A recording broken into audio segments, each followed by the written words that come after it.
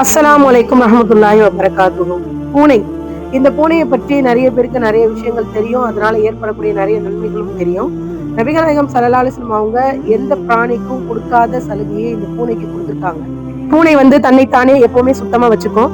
ரெண்டாவது, பூனை யூஸ் பண்ண அந்த தண்ணி, பூனை குடிச்ச தண்ணியில ஒண்ணு கூட செஞ்சிருக்காங்க. இது எல்லாமே சஹீஹான ஹதீஸ்ல நம்ம பாக்குறோம். இன்னொரு விஷயம், நபிகள் நாயகம் ஸல்லல்லாஹு அலைஹி வஸல்லம் அவங்க கூட அபூ ஹுரைரா அவங்க அதிகமா இருந்திருக்காங்க. அவங்களோட பையில எப்பவுமே ஒரு பூனை இருக்கும் அப்படிங்கிறதும் ஒரு ஹதீஸ்ல பதிவு செய்யப்பட்டிருக்கு.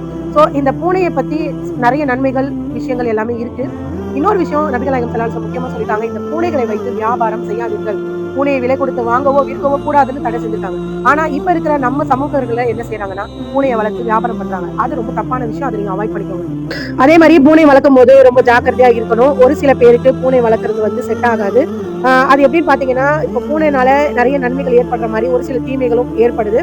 சோ சில பேருக்கு வந்து உடல்ல வந்து அந்த பூனையோட உமிழ் நீரோ அல்லது அதோடைய கழிவு, அந்த வாசனையோ உள்ள போகும்போது உடம்புல வந்து ஆன்டிஜென்கலா அப்படின்ற ஒரு செயல்பாடு வந்து நடக்குது. அப்போ வந்து ரத்தத்துல பாத்தீங்கன்னா இம்யூனோகுளோபுலின் அப்படின்ற எதிர்ப்பு புறம் வந்து உருவாகுது.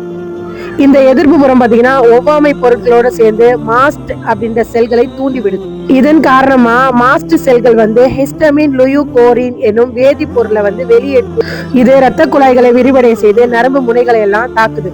இதன் விளைவாகத்தான் மூக்கு ஒழுறது, தும்மல், அரிப்பு, தடிப்பு, சருமம் சிவக்கிறது, வீக்கமாகிறது, ஆஸ்துமா பிரச்சனையும் உருவாகுது. அலர்ஜிஸ் இருக்கிறவங்க சில நேரங்கள்ல பூனைகள் வளர்க்காம இருக்கிறதே ரொம்ப நல்லது.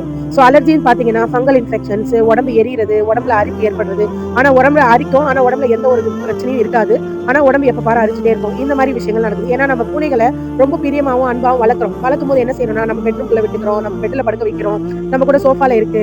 இப்ப ஃபாரின்ல எல்லாம் பாத்தீங்கன்னா அதுக்குன்னு தனியா ஒரு பிளேஸ் வச்சு அப்படி வளர்ப்பாங்க. பூனைகளை வந்து ஒரு ரூம்குள்ள அடைச்சோ இல்ல கூண்டுக்குள்ள போட்டு வளர்க்கக்கூடாது. ஒரு ரூம்குள்ள அடைச்சுன்னா அதுக்குன்னு ஒரு பிரைவசியான ஒரு ரூம் இருக்கு. இப்போ வந்து உங்களுக்கு கார்டன் இருக்கு, ஸோ தனியா ஒரு ஸ்டோர் ரூம் இருக்குன்னா அந்த மாதிரி போட்டு நல்லா அது ஃப்ரீயா விளையாடுற அளவுக்கு அதுக்கு ஸ்பேஸ் கொடுத்து அந்த மாதிரி வளர்க்கலாம். அதே மாதிரி ஒரு கூண்டுகளை வச்சு அடைச்சு பறவைகளையோ விலங்குகளையோ வளர்க்கக்கூடாது. ஸோ அதுவுமே வந்து ரொம்ப தப்பான விஷயம். அதே மாதிரி அதை வாயில வச்சு முத்தம் கொடுக்கறது, அதை வந்து மூக்கு கிட்ட கொண்டு போகும்போது அதோடைய முடிகள் தெரியாம அதோடைய சின்ன சின்ன முடிகள் உடம்புக்குள்ள போயிட்டா கூட ஆஸ்துமா பிரச்சனையை உருவாக்கும். இது ரொம்ப வயசானவங்க, குழந்தைங்க இருக்கிற வீட்டுல ஆபத்தான விஷயம்.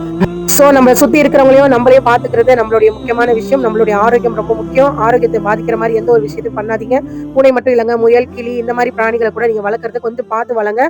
சோ அதுக்குன்னு தனியா ஸ்பேஸ் கொடுத்து பின்ன வெளியே இடம் இருக்கு அப்படின்னா அந்த மாதிரி வச்சு வளர்க்கலாம். அதே மாதிரி பூனைகளை சின்ன வயசுல இருந்து நீங்க ட்ரைனிங் பண்ணீங்கன்னா, இந்த இடத்துல தான் பாத்ரூம் போகணும், இந்த இடத்துல தான் இருக்கணும், இங்கதான் சாப்பிடணும் ட்ரைன் பண்ணா அது சூப்பரா கத்துக்குங்க. அது குழந்தை மாதிரி தான். சோ வளர்க்கறதுல நல்ல நன்மைகள் இருக்கு, அதே மாதிரி சில தீமைகள் இருக்கு. இதை புரிஞ்சு நம்ம நடந்துக்கலாம். இன்ஷா அல்லாஹ் இந்த இன்ஃபர்மேஷன் உங்களுக்கு பிடிச்சிருக்கும்னு நினைக்கிறேன். நம்ம ஜைனப் முஸ்லிமா சேனலை லைக் பண்ணுங்க, ஷேர் பண்ணுங்க, மறக்காம சப்ஸ்கிரைப் பண்ணுங்க. அஸ்ஸலாமு அலைக்கும் வரஹ்மத்துல்லாஹி வபரகாத்துஹு.